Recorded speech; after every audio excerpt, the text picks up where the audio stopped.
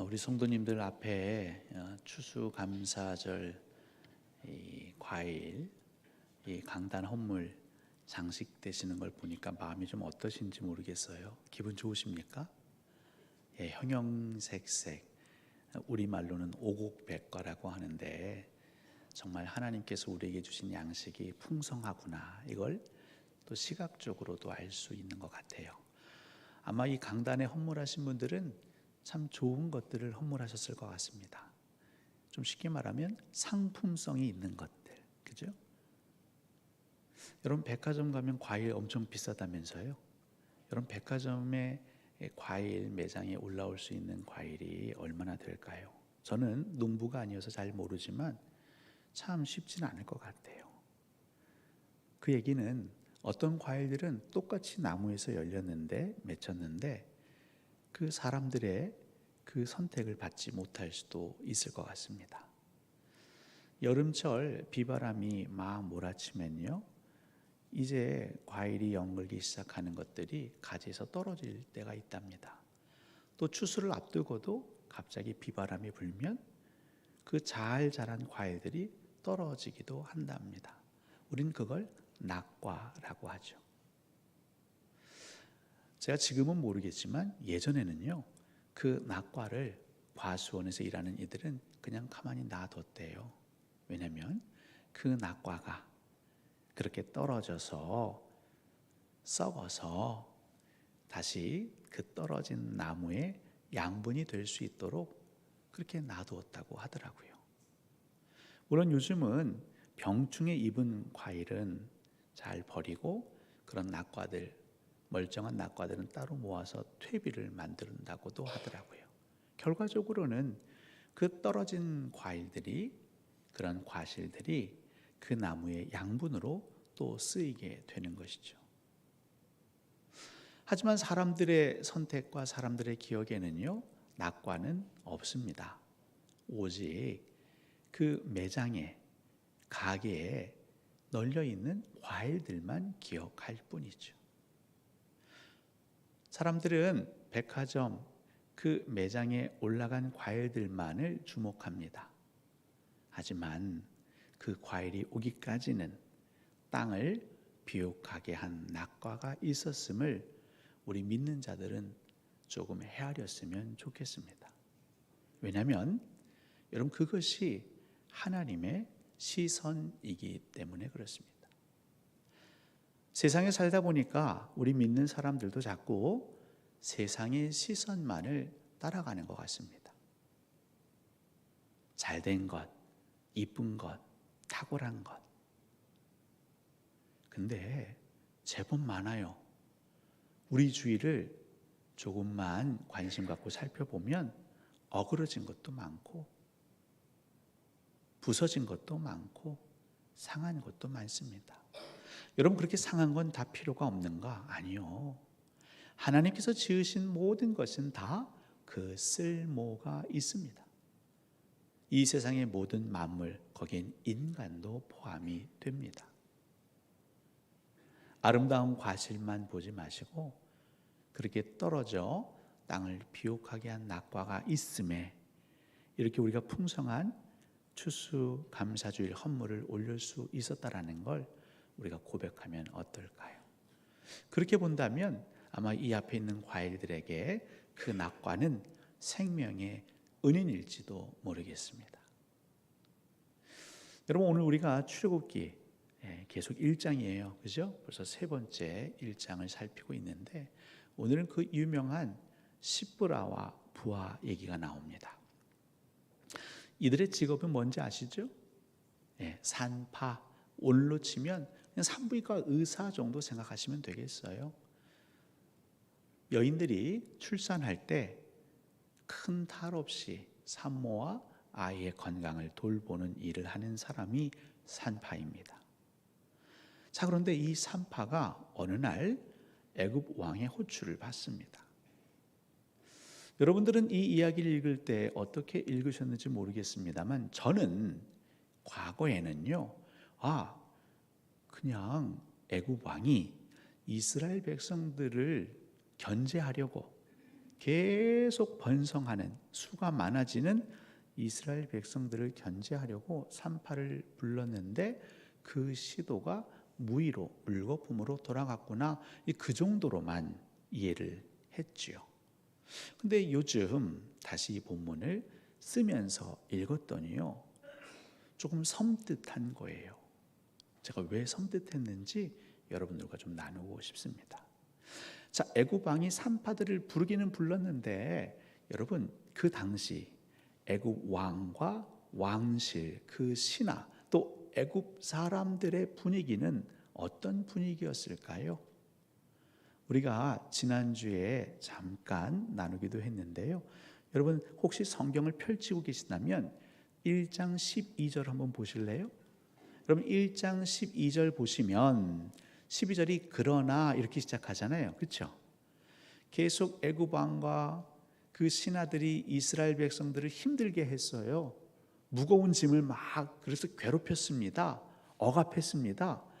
그런데 결과는요, 그런 억압 가운데에서도 이 이스라엘 백성들이 계속 강해지고 번성해졌죠. 이것을 본 애굽 사람들이 어떤 감정을 느꼈다고 성경은 기록하고 있죠? 근심이라고 했는데, 제가 이 근심은 너무 순화된 표현이다 라고 말씀을 드렸어요. 이 근심은 강력한 거부감, 혐오감, 몹시 싫어서 어쩔 줄 몰라 하는 그런 감정을 표현할 때 이 단어를 쓴다라고 말합니다.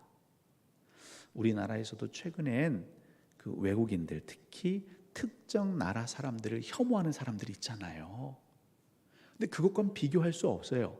왜냐하면 지금 그거는 일부 사람들인데, 이 당시에는 애굽 사람들 전부가 그냥 이스라엘 사람에 대한 강한 혐오감이 가득했단 말이죠. 어떻게 하면 괴롭힐 수 있을까? 어떻게 하면 그들이 큰 무거운 짐 가운데 시름시름 앓다가 알아서 죽을 수 있을까?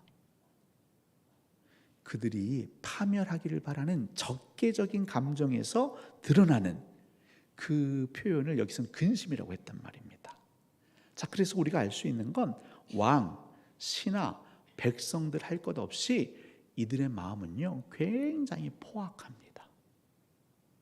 그러니까 얼굴빛도 눈빛도 부드러울 수가 없어요. 저는 취조실에 가본 적은 없습니다만, 그 취조실에 가면 검사나 경찰이 상냥하게 그렇게 신문할까요? 그 예전에 한국 근대사를 다룬 영화를 보면, 여러분 예전에 남산은 무시무시한 곳이었다면서요? 여러분 남산에 끌려갔다 그러면 그냥 죽었다라고 생각해야 됐대요. 여러분 이 산파들이 불려간 거예요. 어떤 왕? 지금 이스라엘 백성에 대해서 결코 마음이 호락호락하지 않은, 그걸 넘어서 아주 혐오하는, 어떻게 하면 이 이스라엘 백성들의 씨를 말릴 수 있을까? 이런 마음에 있는 왕이 이들을 부른 겁니다. 그래서 예전에는 이 왕과 산파의 대화를 저는 되게 부드럽게 읽었는데 안 그런 것 같아요. 여러분 왕이 이 산파들에게 명령합니다. 그 명령의 내용이 무엇입니까? 아들이면 죽이고 딸이면 살려라. 여러분 이거부터가 충격적이지 않습니까? 살인을 교사하고 있습니다. 여러분 이런 얘기를 웃으면서 할 수 있을까요? 할 수 없죠. 물론 이 산파들이 성공의 목을 맨 어떤 부와 명예에 아주 혈안이 되어 있는 산파들이라면 아주 음흉하게 그들이 모의할 수 있을지 모르겠으나, 성경의 기록을 보면 이 산파들은 여호와를 경외하는 자들이었습니다. 아마 왕궁에 불려갔을 때부터 불안불안했을 거예요. 왜냐하면 이스라엘 백성에 대한 적대감이 있는 것을 이스라엘 백성들도 알고 있잖아요. 그런 가운데 이 히브리 사람 산파를 딱 호출한 겁니다. 자, 여기서 우리가 한 가지 짚고 넘어가야 될 게 있습니다. 여러분, 이 산파 두 사람, 지금 십브라와 부하 두 사람만 나왔는데 이 두 사람이 이 당시 모든 이스라엘 백성들의 여인들의 아이를 다 받아낼 수 있었을까요? 여러분 그렇게 생각하신다면 글쎄요, 한번 다시 생각해 보셔야 돼요. 만약 이스라엘 백성들의 수가, 이 당시의 수가 한 이스라엘 백성들이 한 1000여 명 내외라고 한다면 가능합니다. 왜냐하면 이 당시에 이제 학자들이 조금 유추해서 조사를 해보니까 한 4,500명 정도 되는 마을, 그죠? 4,500명 되는 마을. 여기에는 남녀노소가 포함입니다. 그럼 이 정도 되면 그 마을에 가임기 여성, 임신을 하고 출산할 수 있는 여성이 적게는 30명, 많게는 50명 정도 된다는 거예요. 그리고 이 한 30명에서 50명 정도를 산파 한 사람이 돌볼 수 있다는 거죠. 여러분 그 마을에 만약에 3명의 여인이 동시에 임신을 하고 동시에 출산을 해본다고 하세요. 생각해 보세요. 그러면 산파 한 사람으로도 부족해요. 그렇죠?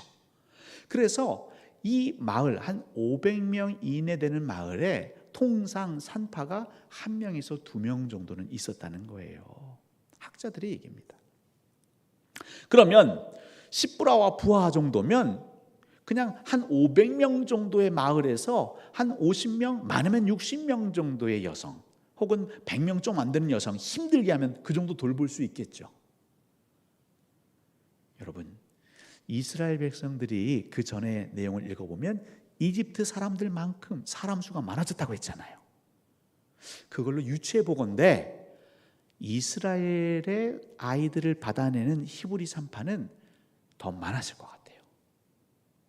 그런데 왕이 이 십브라와 부하를 콕 집어서 불러낸 겁니다. 왜 그랬을까요? 아마 영향력이 있는 산파가 아니었을까요? 그래서 이 두 산파가 나름 이 당시에 다른 산파들에게 영향력을 끼칠 수 있었던 것 같아요. 여러분 왕실에서 그 정도의 정보를 파악할 수 있잖아요. 그러니 얼마나 긴장했겠어요, 이 두 사람은. 아니나 다를까 왕이 지시를 내립니다. 남자아이들을 너희들 할 수 있잖아. 그 부모들이 낌새를 차릴 수 없도록 그 아이의 생명을 다 죽여라. 그럼 얼마나 놀랐을까? 이 얘기는 너희 두 사람만 그렇게 하는 게 아니라 이 얘기를 산파들에게도 전하라는 거죠.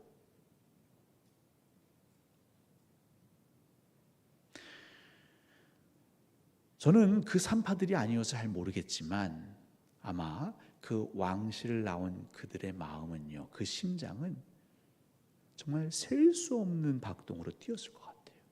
어떡하지? 여러분 왕의 명령입니다. 이 왕의 명령을 지키지 않으면 어떻게 될까요? 어떻게 될까요? 그냥 뭐 징역살이 하면 됩니까? 벌금 내면 됩니까? 아니죠. 지금은 상상할 수도 없는데 그 아이, 갓 태어난 신생아를 죽이라고 말할 정도의 왕이라면 처형당하겠죠. 할 수는 있어요. 자기들에게 그 정도의 기술은 있어요. 그래서 산파들끼리만 딱 입을 맞춰서 왕의 명령을 따를 수는 있어요. 따라야 삽니다. 근데 그들의 신앙 양심에 따를 수가 없는 거예요. 산파들이 모여서 대책회의를 했을까요? 여러분들은 어떻게 생각하십니까? 제가 그냥 남자인데 여자는 아닌데 그냥 몰입해 봤어요. 대책회의 했을까요? 야, 우리 애굽에 있는 히브리 산파들 다 모여봐. 몇 날 몇 시 어디로 모여? 대책회의를 하자. 여러분 대책회의를 할 수 있습니까? 왜 없냐면요, 이 사람들의 심성을 좀 이해하셔야 됩니다. 우리 조상들도 이런 속담을 만들었지요. 낱말은 누가 들어요? 새가 듣고 반말은 쥐가 듣는다. 희한하죠. 비밀이야. 집사님한테만 말하는 거니까 아무한테도 말하지 마. 통합니까? 안 통합니까? 안 통해요. 아무리 산파들끼리 얘기해도 그 얘기가 새어나가겠죠.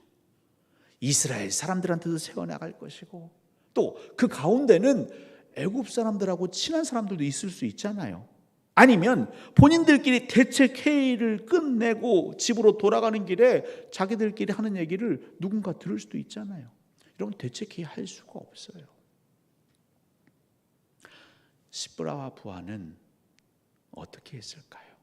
성경에 나오진 않아요.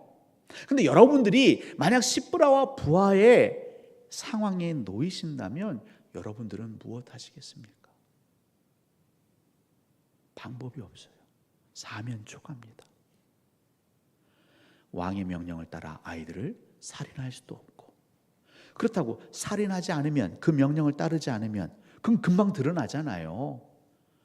출산율이 남자아이들 여자아이들 평균적으로 계속 그 마을에서 아이들이 태어나면 왕은 대번에 알죠. 이 산파들이 내 명령을 따르지 않았구나. 이건 숨길 수 있는 게 아닙니다. 명령을 따르지 않으면 내가 죽게 생겼고.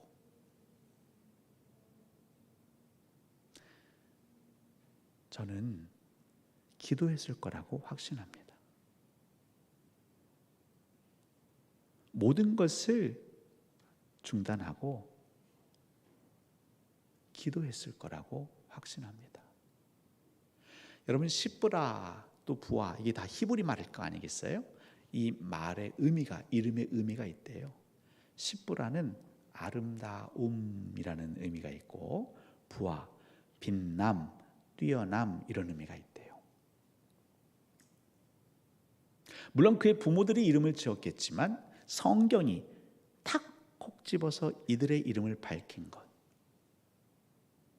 우리가 살다 보면 정말 난처한 상황이 있습니다. 이러지도 저러지도 못하는 상황. 아무리 머리를 맞대고 회의를 해보려고 해도 답이 나오지 않는 상황. 회의를 한들 그렇게 우리가 대안을 마련해서 뭔가를 시도해도 그렇게 결과가 탐탁한 결과가 나오지 않는 상황들. 근데 하나님은요, 그때 하나님 앞에 나와 엎드려 기도하는 자를 아름답다라고 말하시고요, 그렇게 모든 걸 내어놓고 기도하는 자가 하나님 나라에서는 빛이 나는 거고 하나님께서는 뛰어나다라고 인정하시는 겁니다.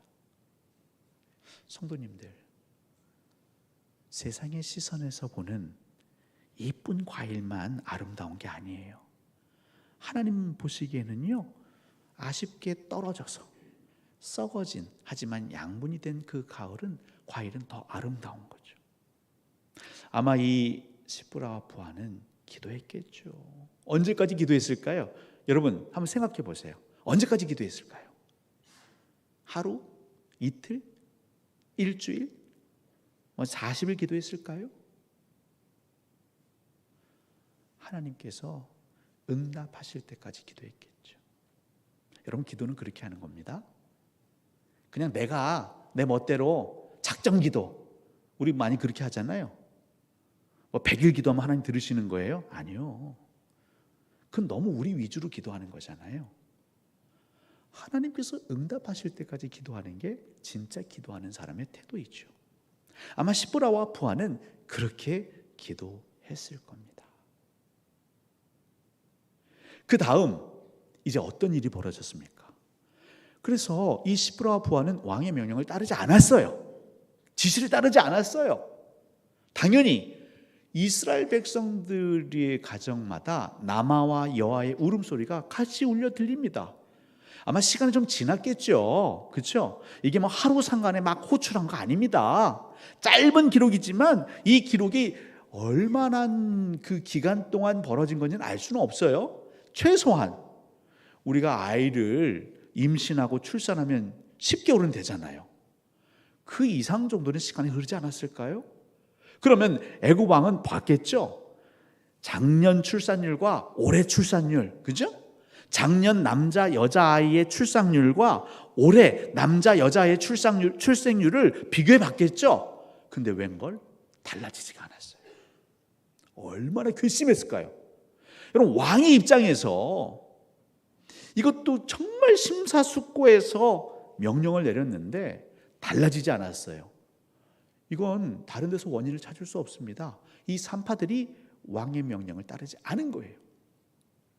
시브라와 부하가 이스라엘의 수많은 산파들에게 얘기를 하지 않았던지, 아니면 이것들이 단체로 항명한 건지, 왕은 이들을 호출합니다. 그리고 신문하죠. 어찌된 일이냐. 여러분, 굉장히 삭막했을 거예요. 부드러운 분위기 아니었을 겁니다. 그렇죠? 그때 하나님께서 이들에게 지혜를 주십니다. 이게 사실인지 아니면 꾸며낸 얘기인지 그건 알 수 없어요. 하지만 이 시브라와 부하가 말하잖아요.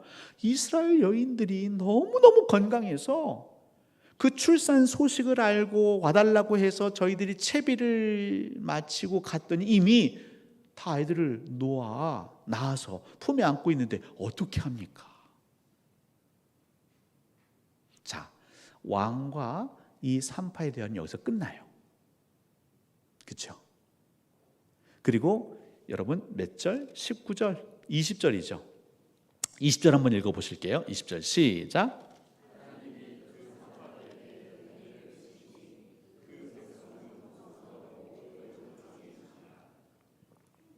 오늘 본문을 보면 15절, 16절은 왕이 지시를 하고 17절 그 산파들이 거기에 반응을 하잖아요. 그래서 이 18절, 19절 왕이 또 신문을 하고 19절 이 산파들이 대답을 해요. 그러니까 시시비비를 가리는 어떻게 보면 현장인데 20절은 뭐냐면 하나님의 심판입니다. 하나님 판결 내리신 거예요. 누구 손을 들어주신 겁니까? 산파들의 손을 들어주신 겁니다. 이 애굽 왕과 애굽의 그 왕족들과 신하들과 백성들은 수단 방법 가리지 않고 특별히 티나지 않는 은밀한 방법으로 이스라엘 그 남자들의 수를 줄이려고 했는데 실패로 돌아가고, 특별히 이 과정 속에서 산파들은 곤경을 당하지만 하나님은 오히려 백성들을 흥왕하게 하셨다. 하나님의 판결은 이렇게 나죠. 근데 제가 궁금한 건 이거였어요. 하나님께서 그 산파들에게 은혜를 베푸셨다는데, 그렇죠? 은혜를 베푸셨대요. 그 산파들에게. 그 산파들이라 하면 어떤 산파들입니까? 목숨 걸고 애굽 왕의 명령을 따르지 않은 산파들이에요. 이유는 하나입니다. 여호와를 경외했기 때문에. 그 산파들에게 하나님이 은혜를 베푸셨다는데 그 은혜가 무엇이었을까? 저는 이런 생각이 들었어요. 여러분, 그 은혜가 뭐였을까요? 여러분 뭐라고 생각하세요? 우리는 보통 하나님께 은혜를 받았다라고 한다면 어떤 일이 벌어질 때, 내 삶에서 어떤 일이 벌어질 때 우리는 은혜를 받았다라고 얘기합니까? 대부분의 사람들은요, 거의 예외가 없는데 상황이 더 나아졌을 때, 우리 눈으로 봤을 때 더 건강해지고 더 부유해지고 더 지위가 오르고 더 수가 많아지고 21절에 나오는 것처럼 흥왕해지는 걸 우리는 은혜 받았다라고 말합니다. 맞습니까? 그것도 은혜는 맞아요. 근데 우리가 놓치는 게 있어요. 그 산파들에게 은혜를 베푸시니, 여러분, 산파들이 애굽 왕의 명령을 따르지 않은 것은 그들이 담대했기 때문입니까? 여러분 그렇게 생각하세요? 제가 서두에 말씀드렸잖아요. 이 청천벽력 같은 명령을 들은 산파들이 어찌할 줄 몰랐을 것이고 그들은 기도했을 것이다. 언제까지? 하나님께서 응답하실 때까지. 여러분, 하나님의 응답이 은혜이심을 믿으시기 바랍니다. 우리가 방금 전에 찬양했잖아요. 날 구원하신 주 감사. 내 기도에 응답하신 것도 감사, 거절하신 것도 감사. 근데 우리는 응답하신 것만 감사해요. 거절하신 건 감사가 아니라고 말해요. 반쪽짜리 감사는 사실 반쪽짜리가 아닙니다. 온전한 감사가 아닙니다. 이 산파들에게 하나님은 어떤 은혜를 베푸셨냐면 기도에 응답을 주셨는데 그 응답은 무엇입니까? 담대하게 하나님만 믿고 살아가는 은혜를 주셨어요. 여러분, 이게 제일 큰 은혜인 줄 믿으셨으면 합니다. 하나님이 그 믿음을 주셨기 때문에 그 은혜를 주셨기 때문에 이스라엘 이 공동체에 어떤 일이 있었습니까? 어떤 유익이 있었습니까? 수많은 남아들이 살 수 있었어요. 생명을 지킬 수 있었어요. 그 어머니 아버지 피눈물 흘리지 않을 수 있었어요. 여러분, 이스라엘 공동체에게 있어서 이 산파들은 생명의 은인입니다. 근데 이 부모들이 과연 이 내막을 알 수 있었을까요? 이것도 말할 수 없다니까요. 개똥이네 집에서 할머니 빨리 와주세요.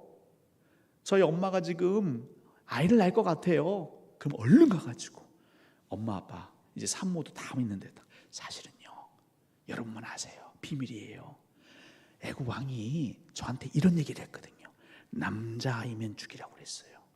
그러니까 만약 남자아이가 태어났을 때 나는 죽여야 되는데 그럴 수 없으니까 우리 입을 맞춥시다. 여러분, 이런 얘기도 할 수 없다니까요. 왜? 이 얘기도 남말은 새가 됐고 반말은 쥐가 들을 수 있잖아요. 그런 얘기가 만약에 돌았다면 왕이 이들을 소환했을 때 이들이 변명해도 통하지 않겠죠. 증인 데려올 거 아닙니까? 여러분, 이 산파들은요 어느 누구에게도 자기들의 속사정을 얘기할 수 없었을 겁니다. 산파들만 알았을 거예요. 그러니 이스라엘 백성들은요 이 산파들을 생명의 은인으로 여겼을까요? 여기지 않았을까요? 여기지 않았어요. 그냥 일상처럼 여겼을 거예요.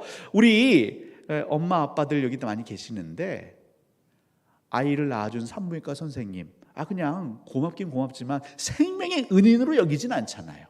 그죠? 옛날에 동네의 산파 할머니들도 감사하긴 감사하지만 생명의 은인으로 여기진 않아요. 더 억울한 건 뭘까요? 이건 사실이라고 말씀드리는 게 아니에요. 근데 하나님이 기록을 이렇게만 해놓으셨어. 그러니까 우리는 상상할 수밖에 없죠. 자, 왕의 신문이 끝납니다. 그죠? 그게 19절이라고요.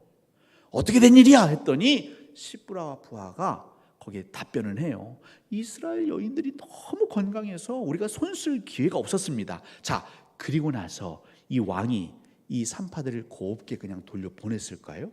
여러분, 그렇게 생각하십니까? 저는 예전에 그렇게 생각했어요. 그리고 20절, 21절 보니까 와, 그 산파들에게도 은혜를 베풀어 주시고 21절 보니까 그 자손들이 흥왕해지고 그래서 이 시브라와 부하는 이날 이후에는 잘 먹고 잘 살았더라. 저는 그렇게 생각을 했어요. 근데 지금 이집트의 상황이 그렇게 호락호락한 상황이 아니라고요. 이집트는요 지금 국가적으로 내가 살든지 네가 살든지 한번 해보자는 왕의 방침이에요. 정책이에요. 이걸 엿볼 수 있는 게 무엇입니까? 오늘 우리가 읽지 않았어요. 근데 22절 한번 읽어보실래요? 시작.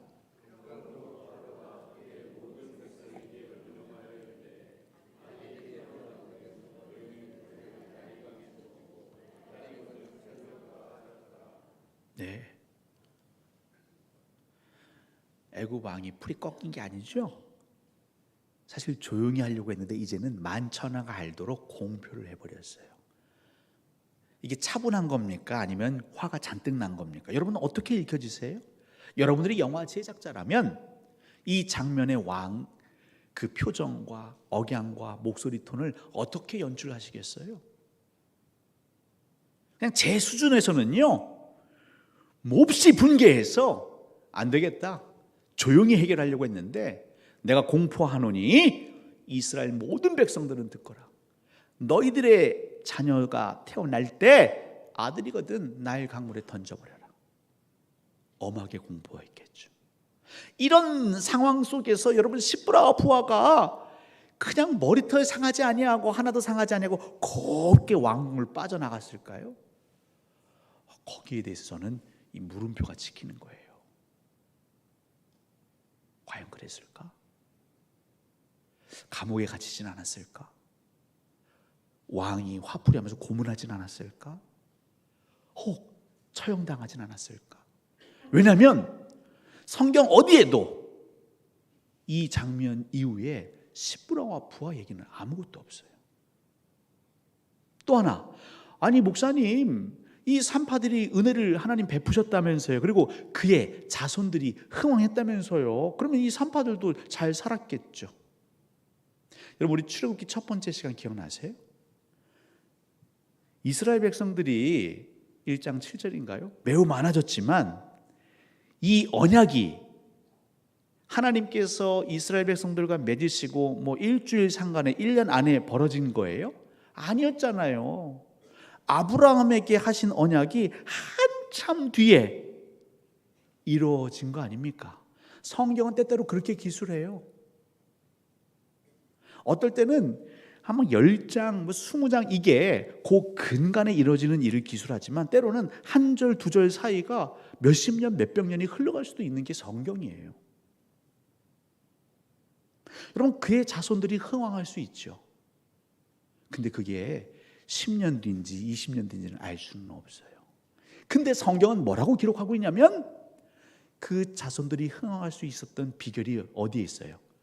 그의 조상, 그의 믿음의 선배 시브라와 부하가 하나님을 경외했기 때문에 그들이 흥왕할 수 있었던 겁니다. 그 자손들은요, 알아야 돼요. 그들의 은인이 누구인지를 알아야 합니다. 바로 시브라와 부하입니다. 근데 우리 일상에서 보면 시브라와 부하는 높은 지위에 있는 사람도 아니고 흔히 볼 수 있는 사람도 아니고 우리가 대단하게 여기는 사람도 아니에요. 그냥 할 걸 하는 사람입니다. 이스라엘 백성들에게도 그냥 일상적이었어요. 근데 그 일상 가운데 숨겨져 있는 이 비하인드 스토리가 있었던 거죠. 여러분, 추수감사주일 그냥 우리가 기쁘고 신나고 물론 그런 의미도 있어요. 왜냐하면 하나님께서 우리에게 은혜를 주시니까 우리가 먹고 사는 거 아닙니까? 근데 우리가 이 추수할 수 있을 때까지 하나님만 일하신 건 아니잖아요. 시브라와 부하처럼 하나님을 경외한 수많은 사람들이 수고했기 때문에 우리가 이 풍성함을 누릴 수 있는 거 아닙니까? 그렇다면 추수감사주의를 온전히 보내는 성도는 어떤 태도로 살아야 되느냐? 누가 나를 도와줬는지 알 수가 없어요. 여러분, 시브라와 부하가 막 드러내면서 살지 않았거든요. 마찬가지예요. 여러분들이 여기까지 오기까지 여러분 누군가는 생색냈을지도 모르겠지만 그냥 말없이 묵묵히 내가 할 일을 했을 뿐입니다. 근데 그들의 수고와 헌신으로 여러분이 살아있는 것일 수도 있어요.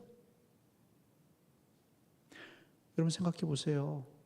버스 타고 오신 분 계십니까? 별로 없으시죠? 예.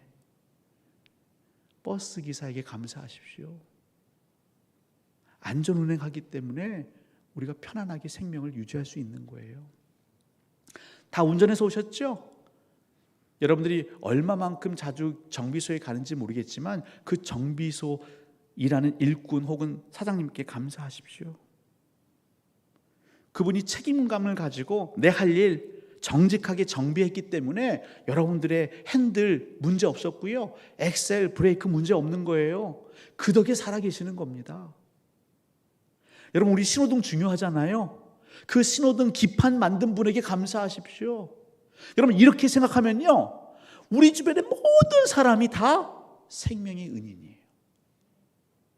그 누구 하나 자기 일을 소홀히 여기거나 사리사욕에 눈이 멀어서 작당하면 누군가 다쳐요. 실제로 그런 일들이 대한민국에서 벌어지고 있잖아요. 여러분, 추수감사주의를 보내는 우리의 태도는 어떠해야 되느냐? 그냥 하나님 감사합니다, 헌물 드립니다, 헌금합니다, 끝! 아니에요. 내가 이렇게 풍성한 소출을 누릴 수 있을 때까지 일한 자들, 또 내 생명이 이렇게 붙어 있을 때까지 말없이 묵묵하게 봉사하고 헌신한 자들을 기억하며 감사를 표하는 게 하나님의 뜻입니다. 이거 쉽지 않아요. 그럼 여러분 추수감사주일에만 이렇게 감사하시겠습니까? 아니에요. 이거는 그냥 의미를 가지고 절기를 가지고 기념하는 것이고, 여러분들이 하나님은 365일 여러분의 삶의 자리에서 수많은 생명의 은인을 기억하고 살기를 원하십니다. 훈련하셔야 돼요. 여러분 교회에 일부는 조금 덜하지만 이제 나가실 때부터 주차장에 누가 있어요? 우리 주차 봉사자들이 있죠. 감사하세요. 제발 말 좀 잘 들으세요. 이분들이 뭐 시급 얼마 받고 일하는 거 아니잖아요. 몸 건강한 남녀는 다 할 수 있는 것 같은데 왜 이분들만 고정으로 말뚝으로 하는지 모르겠어요. 봄, 여름, 가을, 겨울 감사하세요. 강단 예물 장식 감사하세요. 이따 11시에 우리 아이들 예배 드리는데 우리 부모님들이 편안하게 집중해서 예배 드릴 수 있도록, 또 우리 아이들의 신앙을 돌봐주는 교사들, 여러분 감사하세요. 오늘 식사 준비하시는 분들에게 감사하세요. 우리가 예배하는데 걸리지 않도록 이 방송 화면 인터넷 조작하는 우리 방송실 봉사자들에게 감사하세요. 지금은 간절기라서 그렇지만 이제 좀 있으면 난방 틀어야 되죠. 우리 시설 꼼꼼히 살피는 분들에게 감사하세요. 우리가 예수 믿으면서 사실 다 감사투성이에요. 왜? 다 생명의 은인이거든요. 그들이 말하지 않아서 그렇지, 그들이 나태하거나 아니면 대충 하거나 아니면 살짝 다른 마음을 먹으면 우리는 위험해져요. 살 수 없어요. 근데 그들이 하나님을 경외하기에 힘들어도, 남들이 알아주지 않아도, 여러분 시프라와 부하를 이스라엘 백성들이 알아줬다라는 기억은 제가 찾지 못했습니다. 그들은 목숨 걸고 이 일을 한 거예요. 근데 어느 누구도 알아주지 않아요. 근데 그들은 여호와를 경외해요. 그리고 하나님은 그들을 위로하십니다. 어떻게 위로하시죠? 그의 자손들을 흥왕하게 하세요. 성도님들, 여러분들은 지난 날들을 회상해 보실 때 감사하는 사람이었습니까? 아니면 조금만 어긋나도 투정하고 원망하고 비난하는 삶을 살았습니까? 그런 채로 와, 오늘은 추수감사주일이다, 그 예배를 하나님이 기뻐 받으실 수 있으실까요? 아니요. 하나님은 그런 예배를 외식이라고 말씀하십니다. 위선이라고 말씀하십니다. 오늘 예배를 드리시고 마음에 찔림이 있다면 회개하십시오. 그리고 여러분 미안하다, 고맙다, 감사하다 고백하시고 선포하세요. 1년에 한 번 하는 게 아닙니다. 여러분이 사는 날 계속 그렇게 생명의 수많은 생명의 은인들에게 감사를 고백하시기를 꼭 부탁을 드립니다. 이것이 하나님이 2025년 추수감사주일 우리 모든 성도들에게 주시는 말씀입니다. 우리 이 시간 함께 일어나서 찬양합시다. 예수의 길 찬양하실 텐데요, 우리 찬양하시다가 마음에 감동이 있으신 분들은 자연스럽게 기도하셔도 괜찮습니다.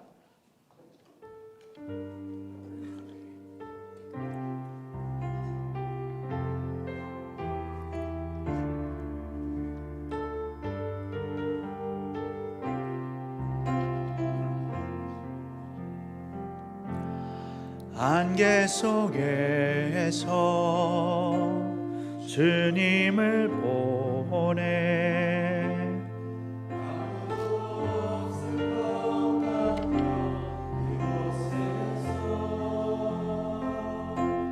손 내미셔서 나를 붙드네. 길 잃고 쓰러져 가던 그곳에 한 번 더 찬양합니다. 안개 속에서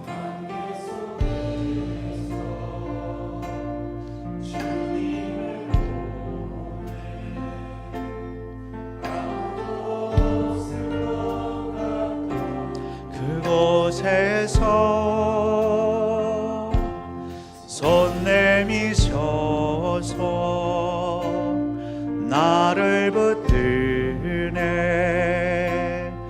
길 잃고 쓰러져 가던 그곳에서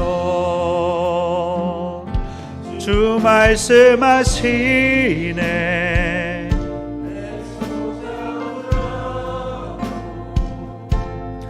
내가 곧 길이요 진리 생명이. 그렇습니다. 주님, 우리 성도들 우리 주님의 말씀을 듣게 하시고 우리 성도들 예수 그리스도의 손을 꼭 붙잡게 하여 주옵소서.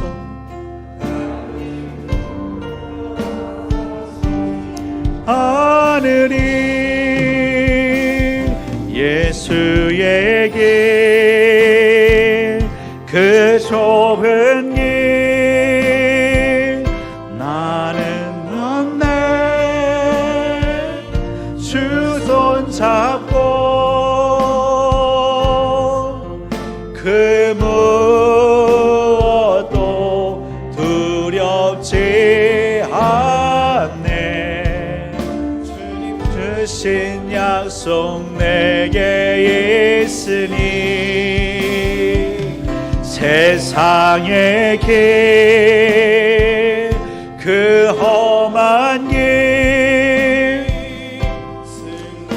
하나님, 우리 성도들이 험한 길을 걷습니다. 때로는 사면 초과의 길을 걷습니다. 아니, 가던 길을 더 갈 수 없어 멈춰 설 때가 있습니다. 그래도 그때에 예수님의 손을 붙잡게 하여 주옵소서.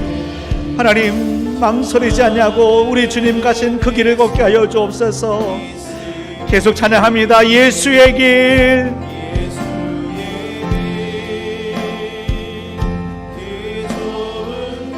주님 아버지, 우리 성도님들 그 예수의 길을 걷고 계십니까? 우리 예수님이 가신 길을 묵상하고 계십니까? 우리의 예배가 참 예배가 되려면, 우리의 헌신과 결단이 하나님께 진실한 결단이 되려면 우리는 세상의 길이 아닌 예수의 길을 가야 할 텐데, 여러분, 기도 외에는 이런 유가 나아갈 수 없습니다. 예수님의 이름으로 기도하지 않고서는 우리가 살 수 없습니다. 우리 기도합시다. 하나님, 앞으로 제가 살아가는 날 동안 말씀을 따르게 하소서, 성령을 따르게 하소서, 구름기둥과 불기둥을 따르게 하옵소서. 하나님, 내 뜻을 따르는 것이 아니라, 세상의 유행을 따르는 것이 아니라 하나님의 감동을 따르고 성령의 이끄심을 따르게 하옵소서. 우리 성도님들 기도합시다. 우리의 삶 속에서 기도합시다. 하나님 도와주십시오. 우리 하나님 도와주십시오. 기도합시다. 예수의 길, 예수의 길, 예수의 길, 좁은 길. 하나님 아버지 도와주십시오. 하나님 아버지, 하나님을 따르지 못함을 용서하여 주옵소서. 예수 그리스도의 십자가의 길을 따르지 못함을 용서해 주옵소서. 그 길이 좁은 길일 때 외면하였고 그 길이 거친 길일 때, 가시밭길일 때 주저하였으며 하나님 망설였으며 가지 않았던 그 불순종을 용서하여 주옵소서. 하나님, 시부러와 보아는 그 길을 갔나이다. 예수의 길을 갔나이다. 그 좁은 길을 갔나이다. 하나님, 그들이 어떻게 됐는지 알 수 없습니다만 하나님께서는 그들의 경외를, 그들의 순종을 아시어서 그 자손들을 흥하게 하는 그 역사를 보이셨사오니, 하나님, 이 말씀을 마음에 새기고 묵상하는 우리 성도들 되게 하옵소서. 주님 도와주십시오. 하나님 도와주십시오. 아버지 도와주십시오. 하나님 도와주십시오. 아버지 앞에 나아가는 우리가 되기 원합니다.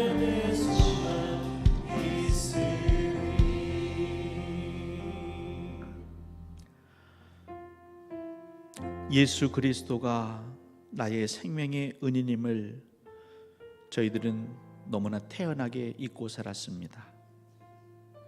내가 잘나서 여태껏 살아온 것처럼 목이 뻣뻣하고 목이 곧은 백성으로 살았습니다. 하나님, 용서하여 주옵소서. 하나님께서 보내시고 세우신 수많은 사람들의 땀방울과 헌신과 그들의 결단이 있었기에 오늘도 우리는 평안을 누릴 수 있었는데, 주님, 내 곁에 수많은 사람들에게 고맙다 말하지 못하고 사소한 말이지만 상처 준 것을 회개합니다. 용서하여 주옵소서.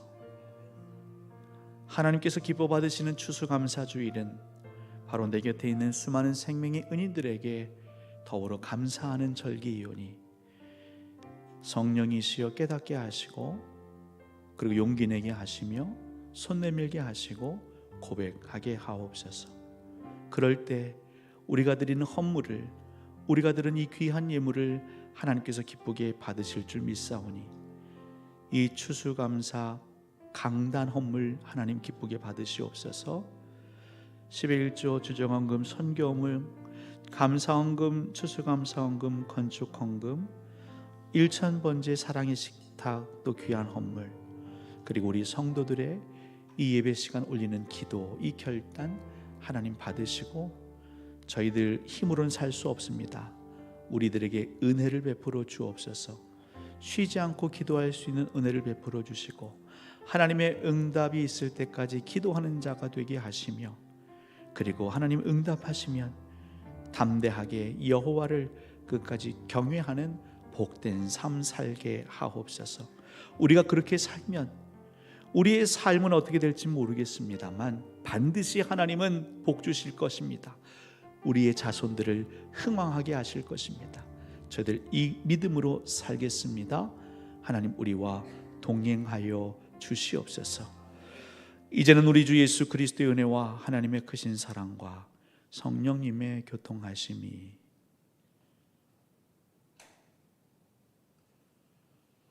평범하게 일상을 살아가는 오늘이 수많은 생명의 은인의 땀방울임을 깨닫고 하나님께 감사하듯 그들에게도 감사하겠노라, 그렇게 회개하고 다짐하고 결단하는 우리 예배자들 머리 위에, 심령 위에, 그 입술 위에, 손과 발 위에, 그리고 그의 자손들, 그의 후손들, 그 믿음의 가문들 위에, 세우신 광주 동산교회와 이 땅 위의 모든 교회들 위에 이제부터 영원토록 함께 하시기를 간절히 축원하옵나이다. 아멘.